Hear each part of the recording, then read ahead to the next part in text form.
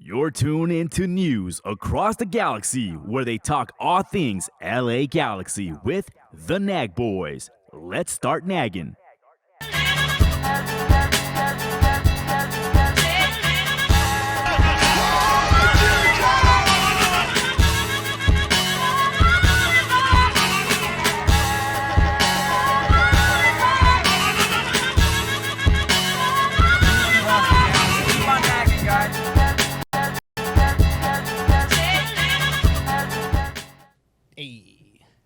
News Across the Galaxy presents the Midweek Show.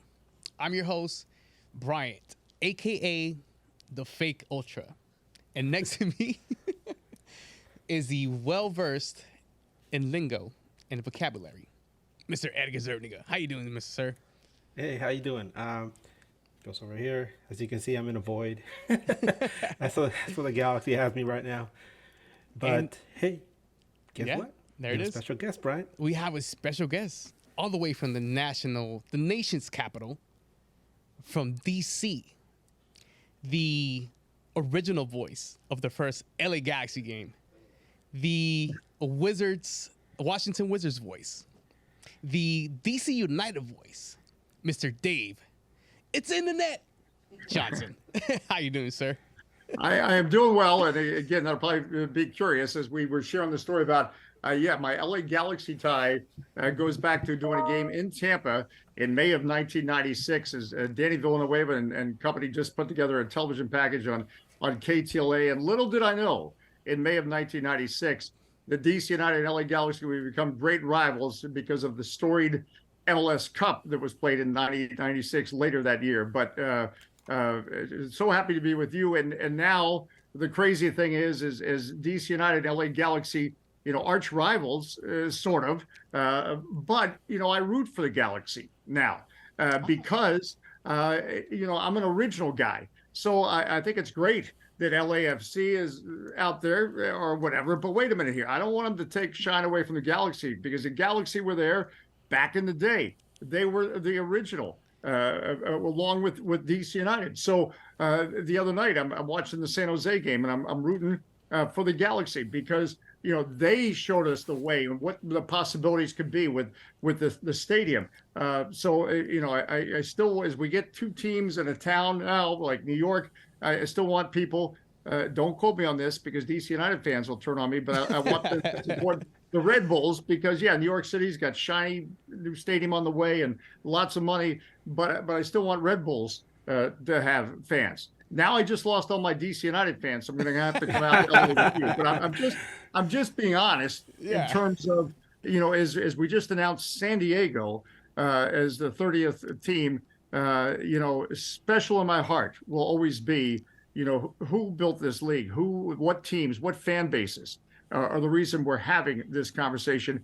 Certainly DC is that case. And the other case, LA, I still remember going out the first game in 97 when we played at the Rose Bowl, and there were like 60,000 people. And that was, billed as the great rematch. And I think neither one of us scored a goal that night. It was a disappointing game. But the point was the crowd was there. And again, it's important that all franchises continue to succeed, and we remember the original franchises. Now, like they do in DC, I'm just taking you on a filibuster. I don't even know if I answered the question, but that's how I'm doing. It's great to be with you guys. You're good. Before you were the play-by-play guy in DC United, you actually had some calls in the earlier years before that. Can you expand on that? Yeah, no, well, I tell people, again, I'm not the smartest guy in the world. I always wanted to be, I believe so much in soccer, and I believe what turned me really into such a soccer fan was a guy who played in Los Angeles in the old North American Soccer League. And for all the younger listeners, and younger means everybody but me, because I've become older than everybody, but Google Johan Cruyff. Ooh. Johan Cruyff, a beast. I know you all know him, but if younger folks don't know, a special player. He played for the LA Aztecs, obviously, and then he came to DC and played with the Washington Diplomats. And it was a memorable summer of 1980, and it just, became my favorite sport, and I wanted to, do whatever I could to promote it. But by the time I graduated from college, outdoor soccer was out of business. We restarted American Soccer League in 1988, and in that league, we used to play 2 games a weekend. It's funny now that we've reached the point where we're talking about, how can we manage 2 games in a week or 3 games in a week? We used to play 2 games a weekend. We'd be in New Jersey on a Friday night and have to fly to Albany, New York for the Saturday night game. Or, I still remember we played in Colorado on a Friday night, and we had to play the San Francisco Bay Blackhawks. This was a team that Eric Winaldo actually played on. Legend right there. That's the U.S. American legend right there. Yes. And we played on a Friday night in Denver. We flew to San Jose to play the San Francisco Bay Blackhawks, and we had to play them in the afternoon because their stadium didn't have lights. So this is all stuff from 1991, and here we are in 2023, and what a different world it is. But the first game I ever broadcast outdoors or to get on the air, I said to the owner of the Maryland Bays at the time, I'm 24 years old. I said, look, if I can get you on a radio station, will you take me on your playoff game? We're going to play the Fort Lauderdale Strikers. This is in 1988. And he said, well, that's fair deal. So I found a religious radio station that would sell me airtime for $125 an hour. And that was great. The only problem is I couldn't sell any beer commercials because it was a religious radio station. So there's no way I could make money on it. And the other thing I said to him, soccer, it's 2 hours. It's over. Bam. Done. That's all I need. Sure enough, as I'm driving to the game that night in Fort Lauderdale, black clouds. Oh. There was a 1 hour lightning delay. It's just me and my little mixer. I don't have a producer or anything. And I've got to fill time now for an hour. I was literally grabbing people as they came into the press box and just hoped they had some affiliation with soccer and they weren't the catering manager for the night, and just found a way to talk to them for a while. And we ended up losing 5-0 to the Fort Lauderdale Strikers. And that's how my soccer career started professionally. I paid to get on the air. Oh, that's awesome. I was going to ask you, because you gave us a bit of background into how you got into sport. You mentioned that when you were younger, Johan Cruyff was playing for the Dips. But what was it that made you pursue a career in broadcast journalism? And how did you develop that?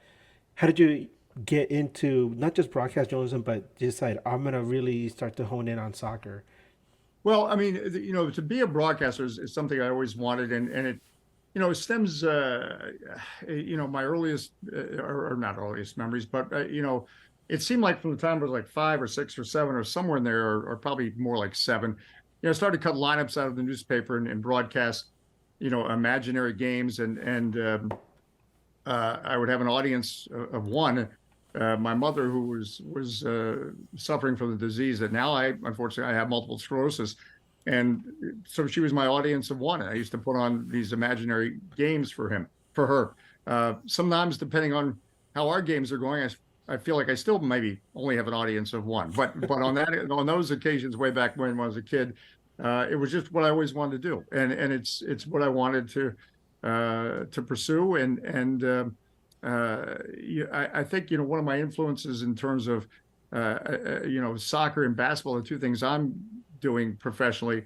Jim Carvelis was the basketball announcer for the Washington Bullets, but he was also the announcer for the New York Cosmos during their heyday period of Canalia and even Pele, but Canalia, Franz Beckenbauer. That again, this is late 70s, early 80s. So that's what really triggered. I wanted to be a broadcaster, and again, it's what I'm doing. I'm living my best dreams of being able to professionally broadcast soccer and basketball and other things. But to get to this point, I was a rock and roll disc jockey. I was a country music disc jockey. I was a newscaster. I was name a job, name a place. I think I've done it. You've got to do a few things to sometimes get to where you want to be. Well, it sounds like you actually like this job. I do. I love this job, and again, I appreciate so much what you guys are doing. We can't just have it about. We got to, once the match is over, we got to keep talking about it. We got to keep debating about it and keep it going. And there's going to be highs and lows. I mean, and I've discovered it's amazing. I'm an amazing announcer when the team's winning.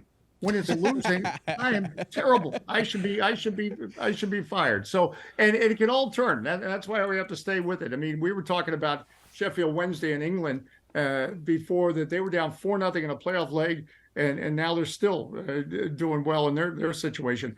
DC United last season lost 2 games to Philadelphia by a combined 13-0. Here we are just a few months later, and DC United's a much better team, and that's what keeps us coming back. We know there's no script, and as bad as things seem at sometimes, then all of a sudden we'll have a high, and then right when we're flying high, look out, we might be falling. But that's why we keep riding. Yeah. You spoke about the highs and lows about the game here in the United States. What has been the biggest progression within American soccer since you started watching the game, since the NASL to where MLS is now? What has been the biggest change that you've seen that, maybe we are a product of football worldwide that could be competitive and actually have a say in this space? What has been the biggest? I guess maybe it's a testament to why the game grips, every place worldwide. Because I lived through a period of time where when the North American Soccer League failed, we thought that's it. I mean, the NASL had some successes and some big crowds and Pele and et cetera. And the Washington Diplomats, that summer 1980 I referenced, we had 50,000 for a game, and it really was a feeling like we're never going to see that again. We had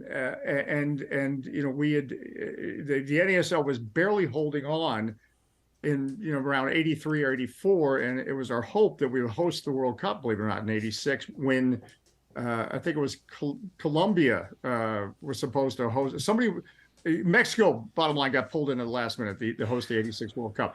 So the NASL just fell apart. Indoor soccer, which I also did, was riding high. We thought, all right, well, Americans will never accept a game that's not 10-9 or whatever. And so there was really a feeling like we're never going to restart this. And even when the American Soccer League got going again, we would have a beautiful sunny day and just hope for 2,000 fans. I still remember the first Major League Soccer game. I was out there for DC United, played in San Jose, and obviously it was sold out. And there's no question for big events in this country, the Olympics, whatever. Women's World Cup. I think people thought the first Women's Pro League was going to be automatic based on the crowds at the Women's World Cup. But the bottom line is doing a league is a harder deal. And I remember Doug Logan at the time, the commissioner, being asked, what kind of crowds do you expect in other cities after San Jose sold out? And he was saying, well, he's just hoping for 5 figures, meaning at least 10,000. And some people said he was lowballing it. But the bottom line was I lived through that period where we were hoping to get 2,000 for a game. Yeah. So what I didn't see coming to the degree it's now coming is that, and I guess the reality is what they always said was, everybody likes to play it, but they don't grow up to be fans. Well, now it shows that there's no lightning in a bottle. It does take a generation to grow up with the game. And now, again, I watched the United States qualify for the World Cup in 1990 by myself, when they beat Trinidad and Tobago. Nobody would watch it with me. This is 1989. This is not, prehistoric times when Tyrannosaurus Rex roams the earth. This is not that far ago, relatively speaking. And now what happens? I mean, there's parties and people are into it. And when I have some of my coworkers say, well, I'm an Arsenal fan. Well, I'm a this fan. I'm just shaking my head because, again, it wasn't that long ago, 30 or 40 years ago, you just thought nobody's going to get onto this. And instead, they are onto it. And it's because of the strength of the game. And it's because of what we thought would happen. If you allow people to play it, grow up with it, it'll get in their DNA and their soul. And I think that's what's happened. And that's been the biggest progression, because when Major League Soccer started, it wouldn't have surprised me if after 3 years we didn't make it. And the truth be told, after 5 years, if it wasn't for Philip Anschutz, we probably wouldn't be having this conversation right Hey, now. that is Yeah. 100% accurate. Philip Anschutz. Yeah, I remember that. I also remember before MLS, there was a certain team in the DC area called Team America, and I told Yes. people about Team America, and they're like, "What is that?" I'm like, "That was the United States Soccer Federation trying to put something together that it would eventually become a contender to qualify for the World Cup, and it didn't work out like they wanted to, right?" No, well, the funny thing about that time, and again, I hope people are enjoying this history lesson because um, Team America came to DC in 1983. Now, of all things, again, we're trying to figure out ways to jumpstart the NASL because it had gone from 24 teams down to 12 teams by 1983. Even the New York Cosmos they were not getting 40,000; they were getting 20,000, and it was, and that was the flagship franchise. But Team America also had a sponsor. It was Winston Cigarettes. So wrap your head around that. A cigarette sponsor was sponsoring a game where if you smoke a lot of cigarettes, you're probably not going to do well in soccer. Although Johan Cruyff used to smoke at halftime, and once upon a time players did. But I've heard those stories. Whole other story. But see, they couldn't get all the best American players because they weren't paying a lot of money. And it was a concept that just couldn't create a lot of the excitement they wanted. And here to one of the successful franchises at the time was Montreal, and they said they were going to rename themselves the Team Canada. Well, the problem is in Montreal, people in Quebec don't even want to be a part of Canada. This was at a time when Quebec wanted to be its own country. So it just was not good and didn't end well. The high point of that year was July 4th, or around July 4th. The Beach Boys played a concert as Team America played the Fort Lauderdale Strikers, and the reason that was a big deal was the Beach Boys had always played on the Mall in the United States, here in Washington D.C., right by the Washington Monument. And they decided not to let the Beach Boys because they thought they were too bad an influence, which created a lot of controversy. Like, this is the Beach Boys, not some demon rock band or whatever. So it created a lot of publicity and got a big crowd, but the crowds tailed off after that, and it was not a good. It was a dark time. Teams were not getting big crowds, and you could feel the end was coming, and a year later it did. Wow. Speaking about the U.S. national team, speaking about where American soccer started, we see players like Aronson coming from MLS, from Philly. We've seen McKinney come from MLS as well. Where do you feel that MLS's ceiling is at? Could we be, in maybe say 5 years, top 5 in the world league in all of football / soccer? Well, I think that and again, you mentioned the Aronsons, and and I'm involved with a 4th division club here in nearby DC called the Annapolis Blues, and you can go at Annapolis Blues on Twitter or AnnapolisBlues.com and find more about that. You have more of these kind of clubs coming up. That the purpose is to develop players. We had 3,900 fans show up for our preseason friendly. Now, when I say show up, we worked it hard to promote it, and that's not the only club like that at the lower levels that's doing well. The key is going to be somehow we figure out this television situation where the rights and the money is coming in. Do we have the players? Yes, and the pipeline keeps developing. I mentioned that Blues game because in our preseason game, we played the Philadelphia Union Academy team, and Sheldon Phillips is involved with that. Well, he's the son of Lincoln Phillips, who coached the Maryland Bays team that I talked about. And again, if you look up Lincoln Phillips, he's in his 80s. He's still teaching goalkeeping to kids, but he came over in 1967 to be a part of the NASL. So there's so many figures that were part of the reason we're having this conversation. They stayed in this country. They spread the game. They taught the game. the question now will be the big revenue stream. We're drawing crowds. You look at last night, we played in Philadelphia, DC. The place was packed. And that's not alone. We're seeing it all over the place. I want the LA Galaxy to continue to pack. That's called Home Depot Center. What is it called now? I keep forgetting. The Dignity Health Sports Bar. Thank you. I know. I'm showing my age. But when they played San Jose, then I look at the box score right away. I see 16,000. I'm thinking, I hope more fans start to. And I know there's been a lot of unhappiness out there, and you were yelling at your president and that type of, and it's stuff that happens in soccer. But the bottom line is we can draw crowds, and we do on a consistent basis.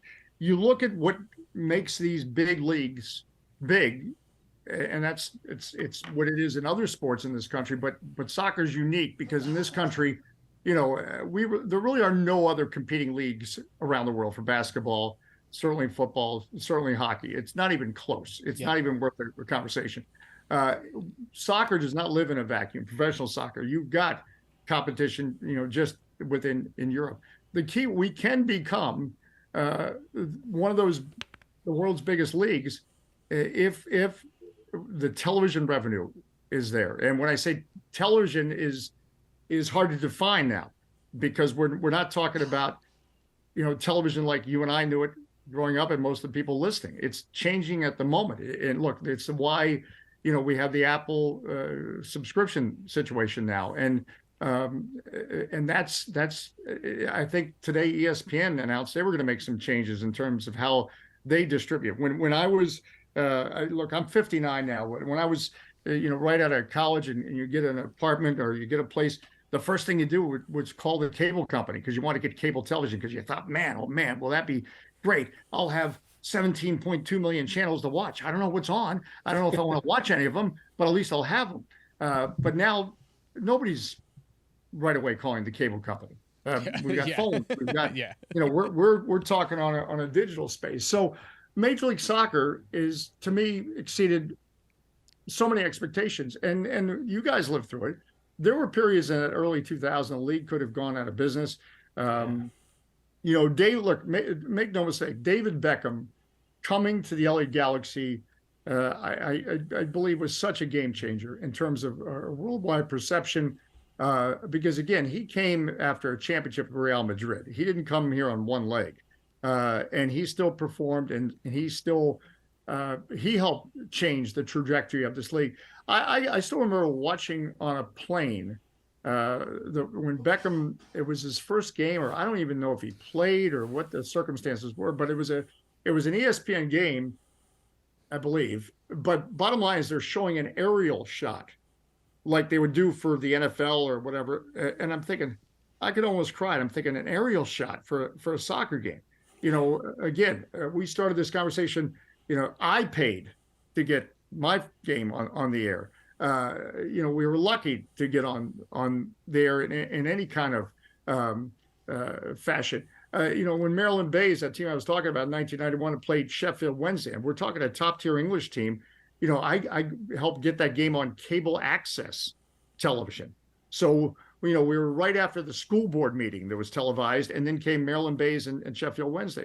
So to be talking about this 25 and 30 years, that's not a great length of time in the grand scheme of things.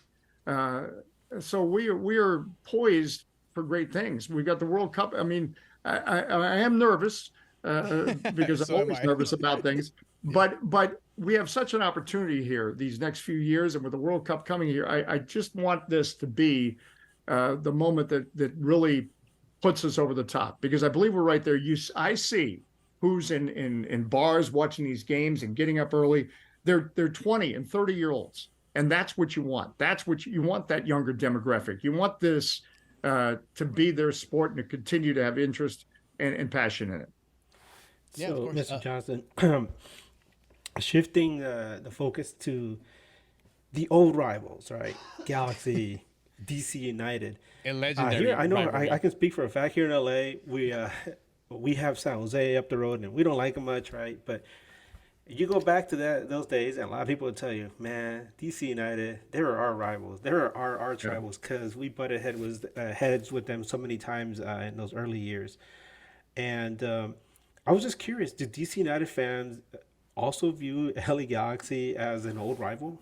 Oh yeah, no, definitely, and you know we built a pretty good rivalry with the which still goes today, the Metro Stars and now the Red Bulls. But there's no question about those early years that I mean, LA did so many things, you know, right out of the gate, and so did DC. And I think, you know, and then to meet in championship games and that you know that fuels a rivalry. And both teams, you know, I was you know, to be at the Rose Bowl for games and to see the crowds and how you know, I really believe that it was a great sport in terms of you know, connecting you know, so many diverse communities in Los Angeles. At least that's what I would see as I would, you know, fly in for a game.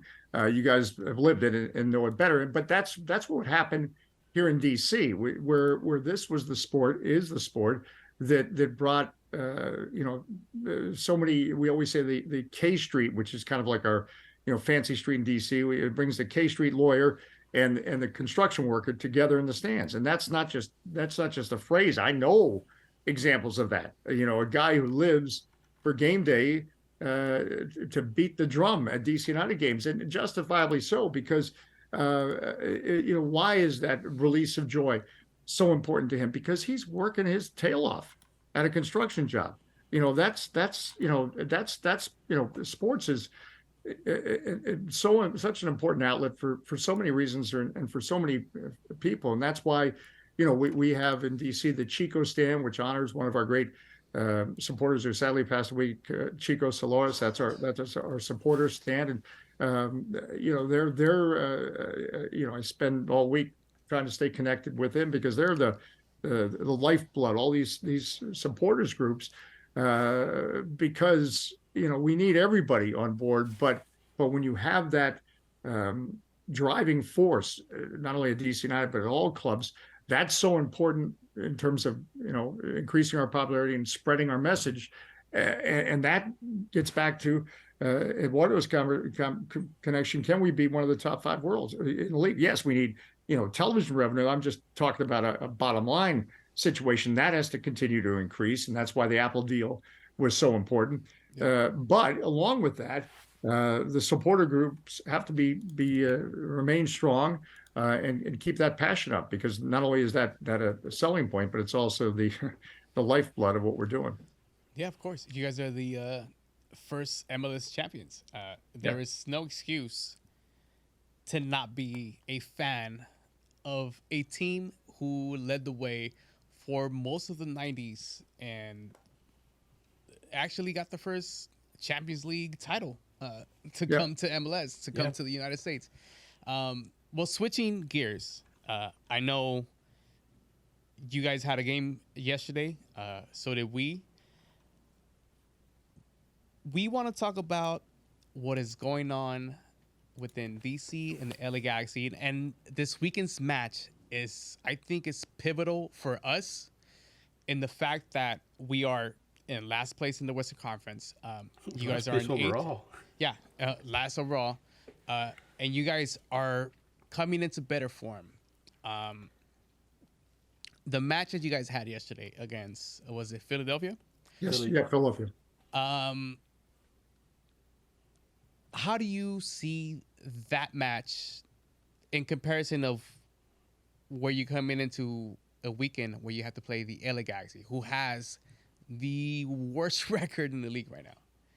How do you guys see us in your aspect? Well, you know, I think and again, this is, I think, how supporters see it, and there's just, I think, a real anxiety to, well, you naturally want to win all your home games, but you know, the DC United could be argued in so many ways played their best game of the season just a few days ago at home against Nashville, only tied 1-1. So those are lost points at home. And again, DC United is coming into form, but 1-1 tie against Nashville, 0-0 against Philadelphia. There were so many chances against Philadelphia. They could have won that game. They could have won the Nashville game.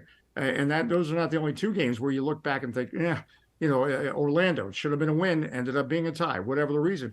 So there's an anxiety that you can't make missed goals or missed opportunities a positive all season long. You can say for a while, okay, this is encouraging, but at some point it's got to lead to victories. And that's, you do not want this to be a season for DC United, especially after last season where the team just really hit rock bottom. I mean, we're talking about, again, losses like 6-0 and 7-0 to Philadelphia. And I even forget who we lost to, but it was another bad loss at home. And then we had to meet the team day the next day. I mean, talk about bad timing. It was an awful season.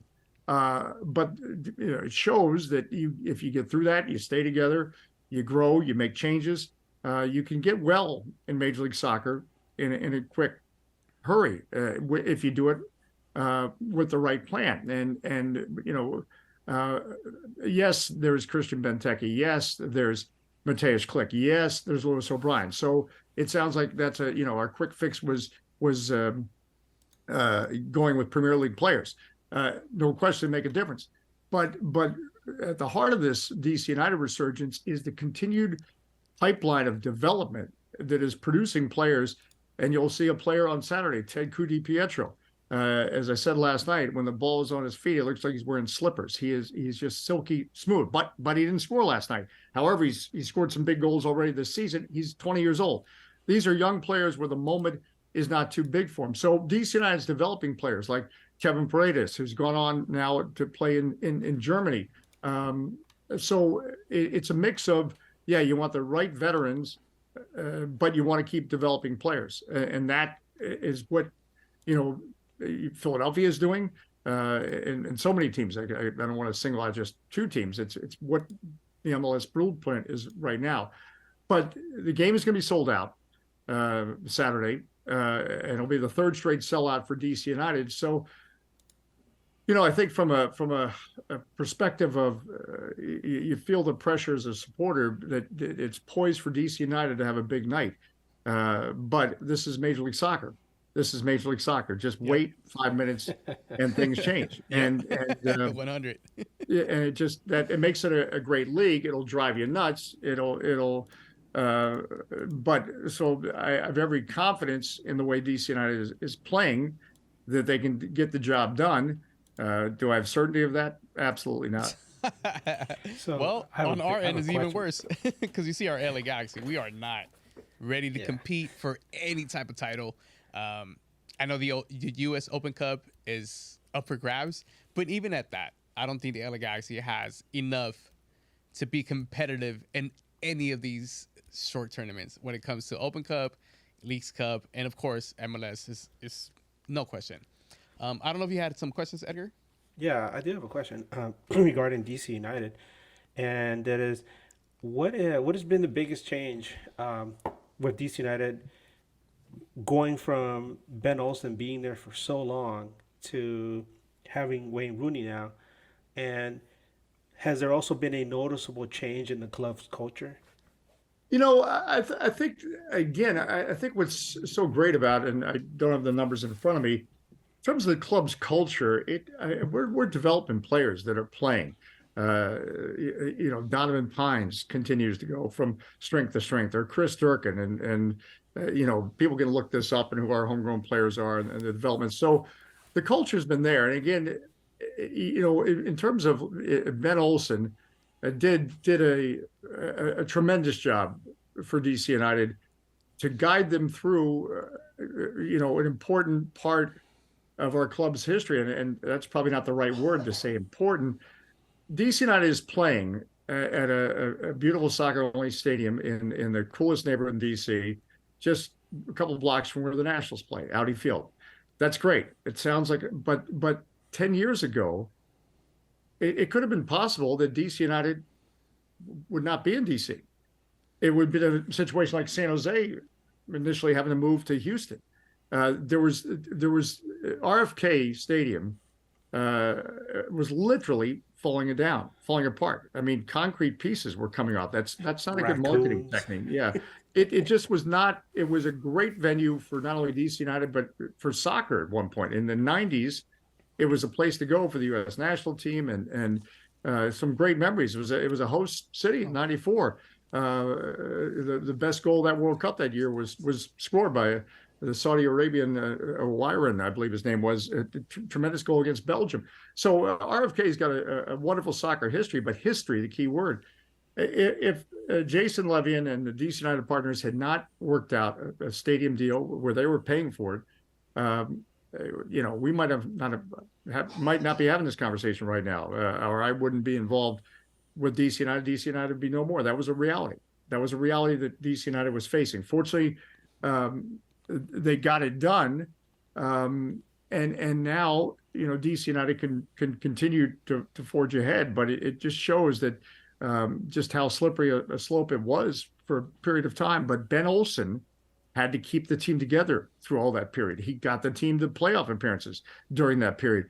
The budget was probably restricted during that period because they're trying to build a stadium. It's not so much the culture of the team has changed. It's in a better place in terms of not culture, but just now, instead of training on just a field next to RFK Stadium, they've got their own training facility. They continue to develop the players that I mentioned.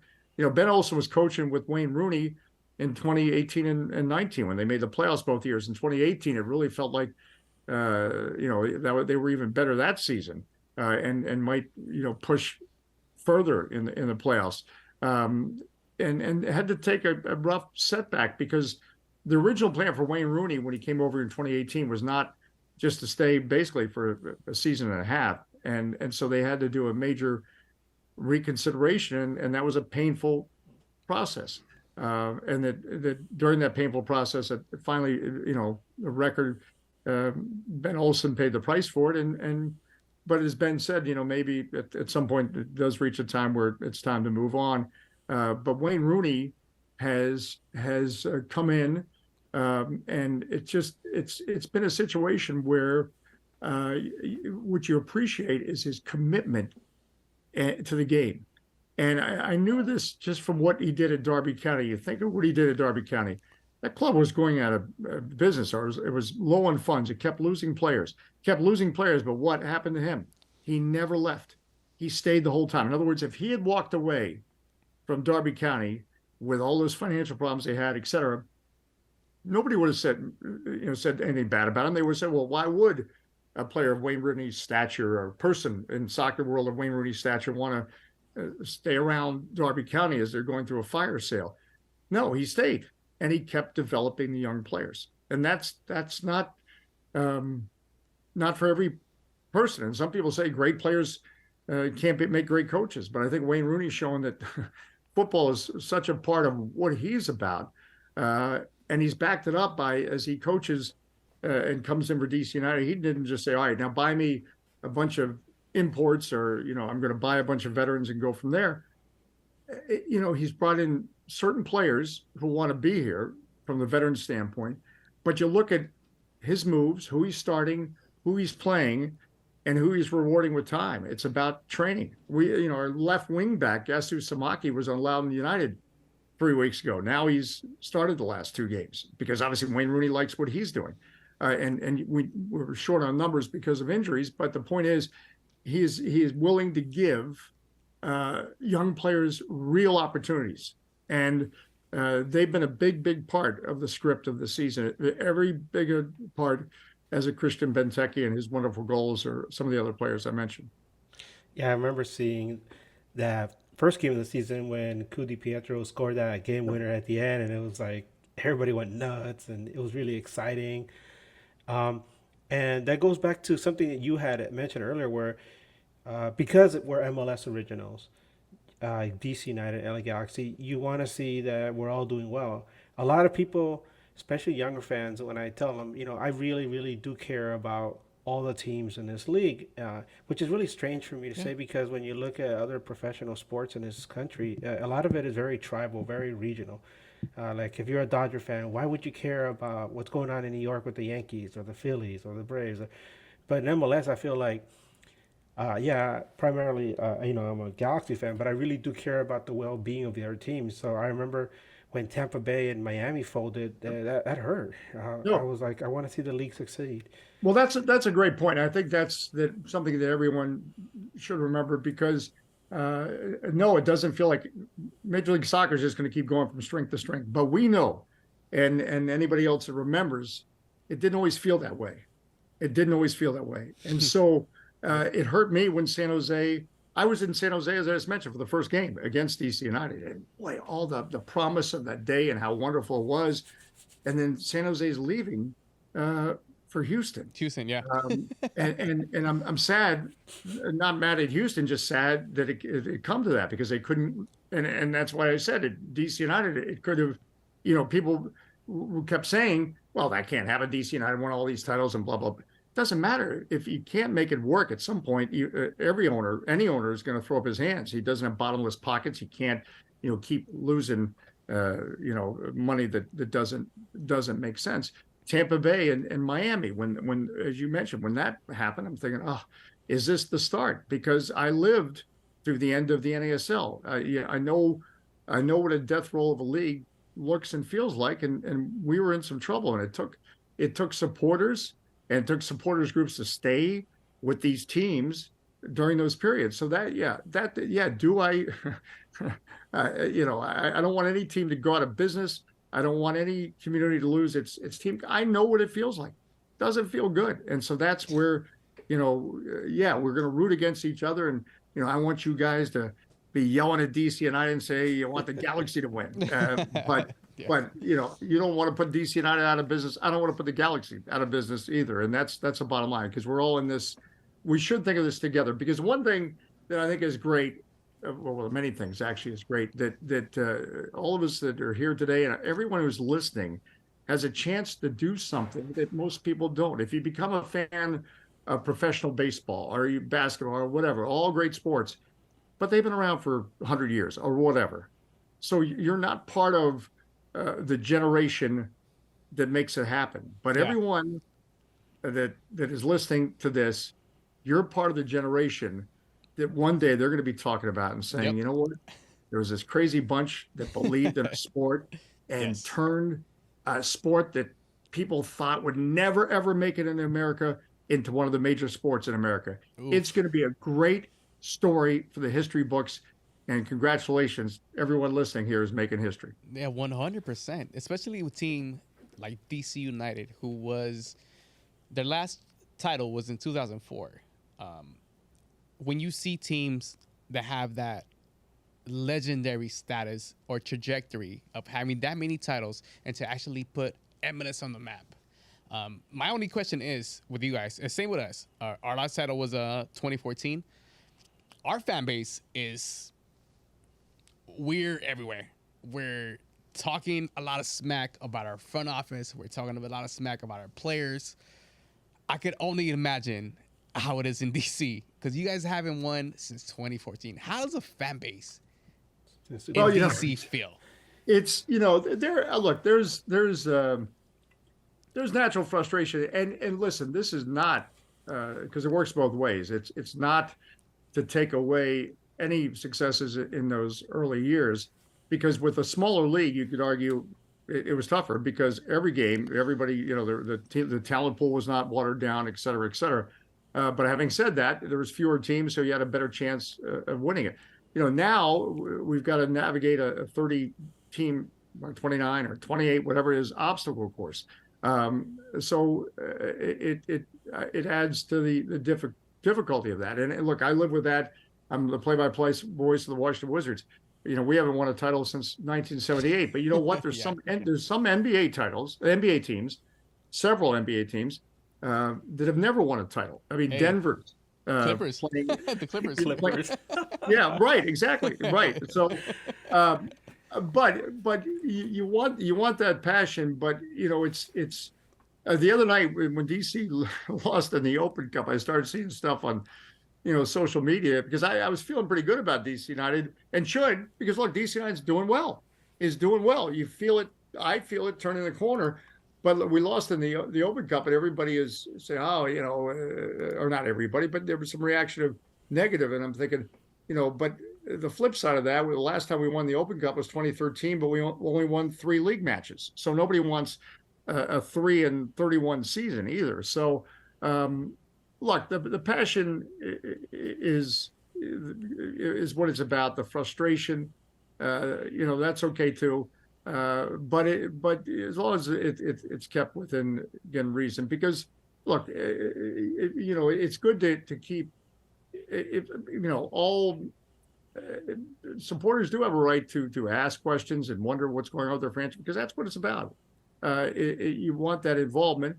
Just know that no matter who is in charge, they don't go into any club saying, well, I'm going to mess it up, or I'm going to purposely make mistakes, because in many cases, those executives or those people that get to the position where they're making decisions about players in any sport, they have worked awfully hard to get there, and they want to get it right, because if they don't, they might not get another chance.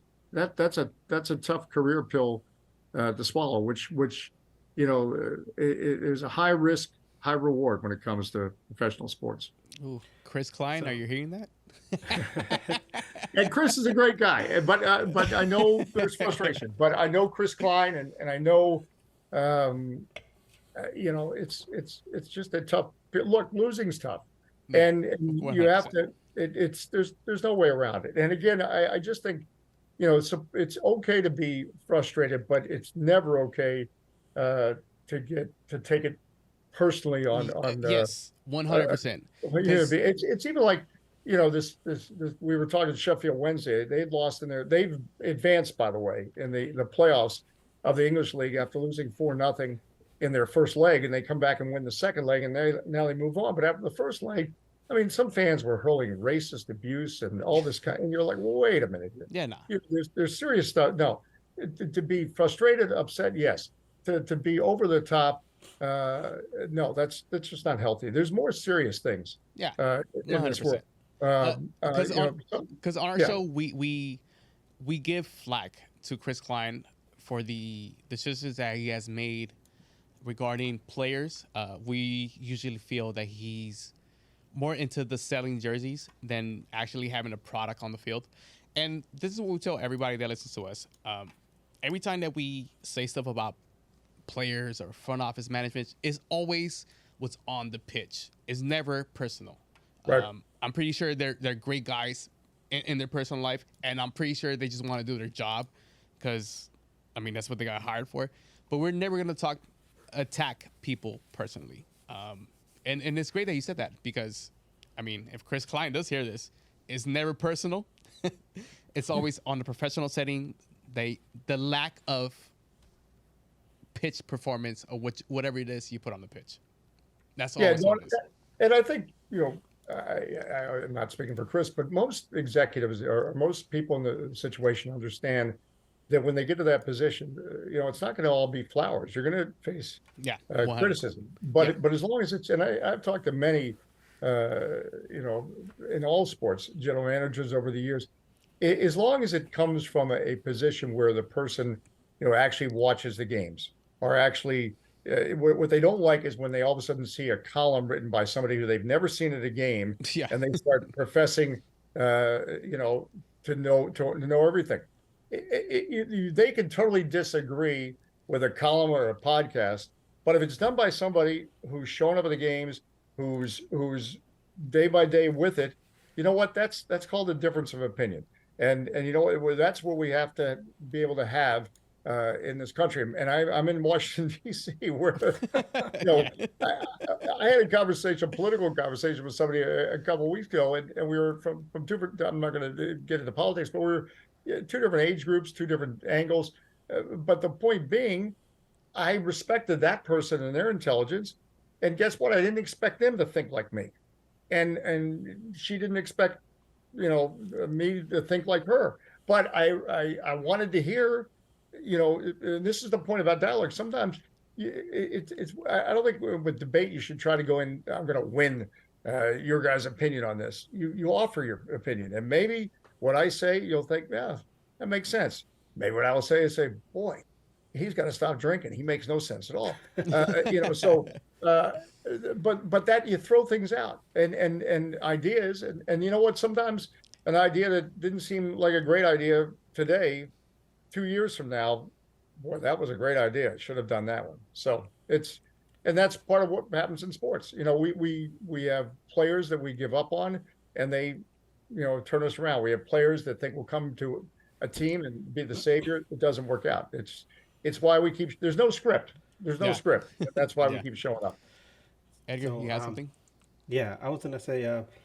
So shifting the attention back to the game that's coming up, I was surprised actually when I was looking up statistics. It's the first time that these two old rivals face each other in nearly 4 years. Oof. Because I was used to seeing them face each other every year, right? At least once.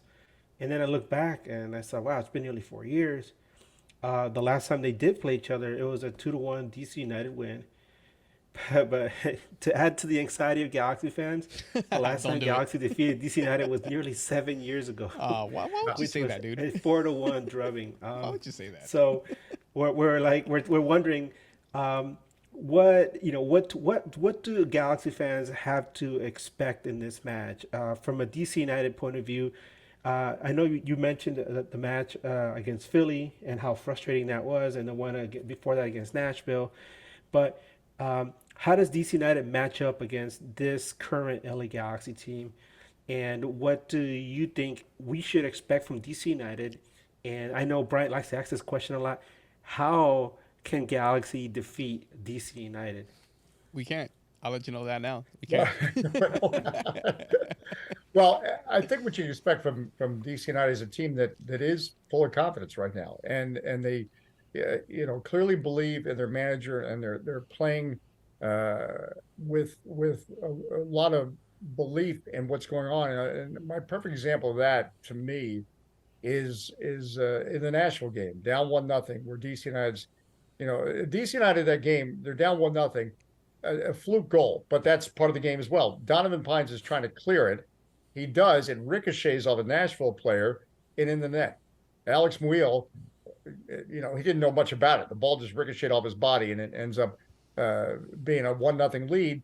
Wayne Rooney goes to his bench. He puts in 20-year-old Christian Fletcher, one of our homegrown players. Fletcher is going at the Nashville defense. Bruce Murray, who is my color announcer on the radio broadcast at one time before Eric Ronaldo passed him, was the U.S. national team's all-time leading scorer. Bruce Murray, just so impressed that Fletcher just, often 20-year-old kids will come in and, try to play it safe. He just went for it, and he just attacked the Nashville defense. Next thing you know, he's in the penalty area. He crosses it to Ted Di-Pietro, another youngster, and DC United rescues the point. What that means is you have a bench, you have everybody believing they can touch the wheel, they can be a part of saving it. You look at who's scored in important moments this year or played integral roles. It's a lot of players, and they all believe they can touch it. But I think at its core, why DC United should be considered as a team, I don't know if they want to be considered. I think they like flying under the radar, but should be considered as a team that can compete, is you do have 3 Premier League talents in Benteke, O'Brien, and Mateusz Klich, as I talked about.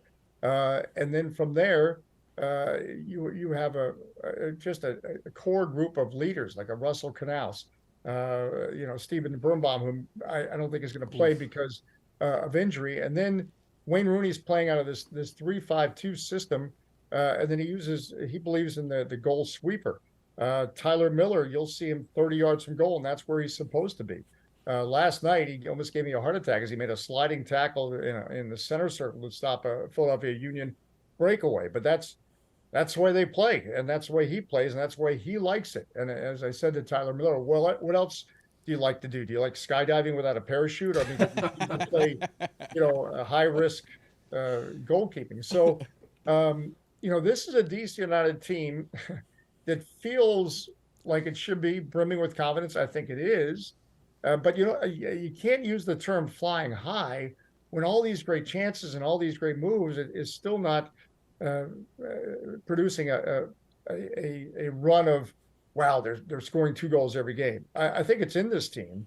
And certainly when they had the 3-0 win over Charlotte, you thought, aha, this is the way it's going to go. But that was followed with a 2-1 loss to Cincinnati, which they could have gotten at least a point out of that game.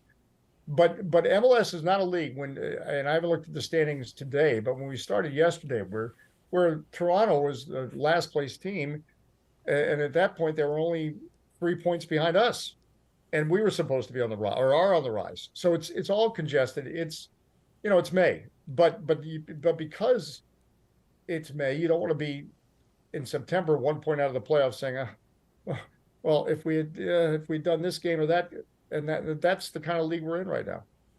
We've always been in. Yeah.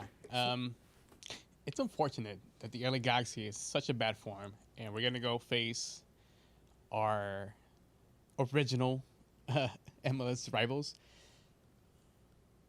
I feel in this match, the only way the LA Galaxy could probably win is if DC somehow lays an egg at home. I know you guys, the last home win was against Charlotte, a 3-0 win, which means you guys are in better form than the LA Galaxy at home.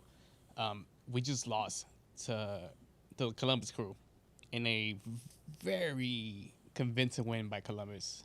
I don't see how Vanny and the Crew gets up to even try to get a point out in DC. I don't know how you see that, Edgar. Well, I think I think the start will be important. LA may be the road team, but I don't think they can allow DC to have joy on the ball and possession. They have got to be disruptive and not let DC get into a rhythm. That's I think at home with the crowd, if DC is able to get a lot of early possession, get some joy, and finally convert some of these chances, which look they should have done in the Nashville game in the first half. It could be a difficult challenge for LA. So they've got to be disruptive from the start.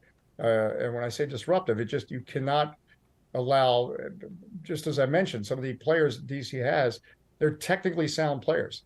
You can't let them have the kind of time on the ball and the joy on the ball. And then LA has to be concerned with the wingbacks for DC, whoever they are, because they've gotten some very good flank play. So on our end, you mentioned wingbacks. Galaxy at the start of the season was, I feel like, an unfinished product. A lot of people were concerned about that because obviously all the issues that happened, away from in the offseason affected the team as far as getting fined and being unable to take part in the summer transfer window. So it seemed like that Greg Vanny, who was pretty much in charge of this, was taking his time trying to make sure that the players we were picking up in the winter would be players that would have to stick around throughout the rest of the season. There was the issue where Samuel Granzer, one of our midfielders, suddenly had to leave, and he went back to France, and he was gone. And one of our other forwards that we had hoped would eventually develop in Kevin Cabral, it just wasn't working out for him here. As much as fans... I know a lot of fans were hoping he would turn around. Unfortunately, there was a lot of toxicity regarding him with some people that I don't consider real Galaxy fans because they were booing him at a home game, and that's something that we don't subscribe to ourselves. Wow. But he ended up going to Colorado, so the team had a lot of issues as far as trying to put together a competitive team. And we laugh about it now, but we're saying, like, Mother Nature stepped in and prevented that first LAFC game at the Rose Bowl. It would have been a public hanging or something. It would have been embarrassing. It was bad. It would have been embarrassing. But it seemed like so they brought in these two wingbacks in Julian Alde from Lanús in Argentina, and Lucas Calegari, who came in from Brazil. And they've been pretty solid players, and considering their age, 19 and 22 years old. And then you have them in the back with Jalen Neal, who's 19. 19. And wow, all of a sudden the Galaxy went from having a very leaky defense to having pretty solid defense with very young guys, and led by Martin Cáceres, who's a World Cup veteran. So that's one issue that we don't have to worry about. But Everything because else. of the fact that we lost our, we don't have real wingers. The only winger that we have is Tyler Boyd. The team has been having a really difficult time trying to generate offense on a consistent basis, because at the beginning of the season, Chicharito was missing. So Dejan Joveljic stepped in, and a lot of people expected him to take off because he had been clamoring for more minutes, especially last season, and it just didn't work out for him. There's people saying that maybe the offense was built around Chicharito, and Dejan Jovljic's style just didn't fit with that. But whatever it was, he struggled mightily, and now that he's coming off the bench, he's actually beginning to do well. He came off the bench and scored a goal in less than 90 seconds. It's 40 seconds. 49 That seconds. was against who was it? Oh my God, I can't remember right now. Sorry, San Jose. Sounds like And so there was that glimmer of hope, right? You're like, yeah, they finally got it together. They got the defense together, and like the midfield's strong with Ricky Puig. But we're seeing a lot of things that are contributing to their current status. We feel that Ricky Puig is trying too hard. Yes, he gets a lot of plaudits after every game because he has a high rating at the end of the game, because he holds onto the ball a lot. He makes a lot of passes. But a lot of times we feel like he holds on to the ball a little too long, one dribble too much, where he could just let the pass go. Chicharito has been struggling. He's very frustrated to try to score. And like I mentioned, Dejan Joveljic, he scored in the season opener, which to now is the only away goal Galaxy has scored this season.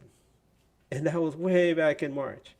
So he just scored against San Jose at home, and I don't know if you've seen it, Mr. Johnson, but his celebration, it's like he just won the lottery and he wanted to go celebrate with the bench, and he just went flying over to his chair and was screaming. When they asked him why his celebration was like that, he said he blacked out. There's a lot of things that we were hoping would come together and work, but it just hasn't. And so this loss to Columbus, there was a lot of rotation in the roster, and now heading up against DC, like Bryant was saying, we watched the game against oh my God, I'm sorry, so I'm drawing a blank. Pardon, Philly. And we really don't feel confident about this game. we don't. We don't at all. At all. So we're just wondering, is there some way you think that Galaxy can somehow maybe beat DC or figure out a way to get a point on the road? No, I think that's the beauty of our sport. Yeah, they absolutely can. And again, as I just talked about, some of the things that will be, I think, critical for the Galaxy to not let DC be comfortable and get going on, because DC does seem to be capable of getting in a rhythm. But again, the goals, you still have to score a goal. And the goals are been not flowing the last 3 games in terms of, it's not for lack of chances. They just, it's 2-1 loss to FC Cincinnati, 1-1 Nashville, and scoreless against Philadelphia. But that's the thing about Major League Soccer that's not like, other leagues or other big leagues around the world where I've given up trying to predict this league week to week. I mean, look, Montreal looked like a disaster to start with, I thought, and then all of a sudden they get on a run, but then I think they might have lost last night, it's such a twist and turn league. I still remember when we lost DC United to Philadelphia on the road last year, 7-0. Yeah. The game before that, and it escapes me, but either we won or we played pretty well. And I'm thinking, all right, we go into Philadelphia, can we at least get a point? I mean, Philadelphia is obviously went on to MLS Cup, having a great season. Not only did we not get a point, but we lost 7-0. So, I didn't see that coming. So, that's why you show up, especially in soccer, because we mentioned Sheffield Wednesday just because the day we're taping this, they were in a playoff tangle with Peterborough. We're down 4-0 after one leg. Sheffield Wednesday fans were tearing up their tickets for the second leg, saying, "Well, we're not going to go," and this and that. The most historic thing happened. Sheffield Wednesday won that second leg, 5-1, and then won it on penalty kicks. And now they're going to Wembley Stadium. So I'm not being Pollyanna. You just can't predict what's going to happen. You can be concerned. You can be confident based on the knowledge we have, but then, the sport is a great theater. You don't know what twists and turns are going to happen. The Nashville game, DC. Okay, DC's going to get the first goal. They're going to get the first goal. They're going to get wait a minute. Donovan Pines just cleared it and ricocheted the net, and that's the difference in the game. And that's how we're going to lose. Now, as it turned out, DC United tied. But what if that didn't happen? You'd walk away saying, well, wait a minute, did everything. Hani Mukhtar was taken out of the game. You take him out of strategy. Take Hani Mukhtar out of the game, which DC did. Doing all the right things. They could have lost 1-0. Yeah. This game will drive you nuts. It probably already has. Well, let's have some bold predictions, Sir Johnson. All right, what do you think the weekend result is going to be between? I'm going to say DC need. I believe this is a multiple goal team, and I believe what they're doing defensively. And I'm going to predict the shutout, 2-0. Ooh, I was going to say 3-0 DC, but I'll take the 2-0. Edgar, what do you think? Oh my goodness. I mean, I would love to say 2-0, but I really believe in the law of odds, and at some point, Galaxy's got to score a goal on the road. 3-1. So I'm gonna say let's make it 3-1. Yeah. DC wins. I think so too. And I'll say Chicharito gets a goal just because he needs one. He really, really, really needs one, and we need one for our sanity over here. Yeah, because I keep looking at that lonely goal way back in against FC Dallas, and it was even a fluky goal too. So yeah, it's embarrassing to actually admit week in and week out that we're gonna lose to our opponents away. But days are gone. Change. Days are gone when the LA Galaxy goes into somebody else's house and takes points away. This is not that. It builds character. It builds character. Well, but again, this is Major League Soccer. Anything can happen. Anything can happen. The NFL would love this league because NFL built the NFL was the end on any given Sunday, and that's where that phrase came from. And just when you think this team is going to do whatever, and that kind of stuff happens in Major League Soccer. I always say, I give an example. I think it was the 2010 MLS Cup. Colorado and Dallas ended up in the final. And with all respect for both those teams, but nobody thought that was going to happen. Yeah. I think there's less of a chance of that kind of situation happening in today's MLS when we're talking about getting to the MLS Cup. But in terms of weekly results, and especially when you ramp up one of these weeks and this period of time where teams have had open cup games. This will be the third game for us this week, DC, and the same for LA. Yeah. Yeah. Edgar, you have anything else before we wrap it up? I just wanted to ask you, I know that you've been dealing with your health issues, and I was wondering if you don't mind telling us about your battle with primary progressive multiple sclerosis.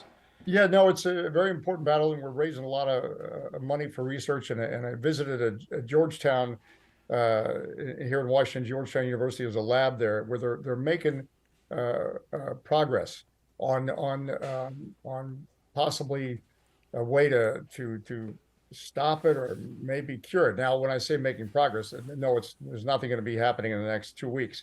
This is a long process where they keep trying to come up with answers, and it's everything. I'll give you an example. At this Georgetown lab, they found some drug they were using in Japan for cancer, and they think there might be some applications for multiple sclerosis. That's why raising money is so important, because this is where the money goes, to the research to help people. It's the most expensive disease to treat, believe it or not. It's a brain disease. It affects the nervous system. Basically, it's to put it in layman's terms. Multiple sclerosis, when you think of your nerves kind of like wires that run through a computer, and a computer wire has a protective coating on it. Well, think about that protective coating stripped. So what happens? It's like if your wires to your stereo were stripped, all of a sudden your speakers wouldn't work properly, et cetera, et cetera. Well, in this case with multiple sclerosis, it means your parts of your body, depending on where your lesions are, don't work properly. So my right side, I walk with a limp now. I can't use my right hand as well. But it can impact people in other ways, including, blindness if it impacts, certain eye nerves. So the research is important. It's a personal battle also because it's what my mom had and put her in a wheelchair when I was growing up, and she died when I was 15. It's a disease. Fortunately, we do have some treatments that hopefully can prevent, getting to situations where you might die of complications. But so it's a better time to be having MS. Not that there's ever a good time, but in short, if anybody feels like finding out how they can contribute, if they can, just go to my Twitter at Dave J Sports. There's a link as we continue to raise money, and this money is not going, to pay for staplers. It's going. I've personally seen where it goes and how it changes. 2 of my treatments a year cost $150,000. Fortunately, I have insurance. Not all people have insurance. The MS Society, which is what I raise money for, hope to raise money for, it changes lives in so many ways. And there's people with such need. Now there's so much need in our world anyway. So I appreciate anyone's generosity if they feel they have it. Well, we're sorry if my dog barks. We're emboldened by your journey and your battle against multiple sclerosis, and so we would like to announce that we have made a donation of $100 in your name to the National Multiple Sclerosis Society. Yes, sir. And it's just also we want to also surprise you with that, because we wanted to let you know how much we also appreciate you, not just as a person, but all your contributions to the sport and for just being an overall just a great guy. You're a legend, like sir. I said, if Joe Totino likes you, you're a legend. if you're in Joe Totino's good graces, yes, then that means a lot. And so we just wanted to let you know that we're with you in this battle, and we donated today, and we look forward to donating in the future as well. And we're going to spread the word about this too. Yeah, we will post on our Twitters, on everybody's Twitter. We're going to post it, and then anybody listening to this, you guys are more than welcome to donate. It's for a good cause. You guys heard Mr. Johnson. It actually goes to the cause that it's going to. So you guys don't have to worry about that.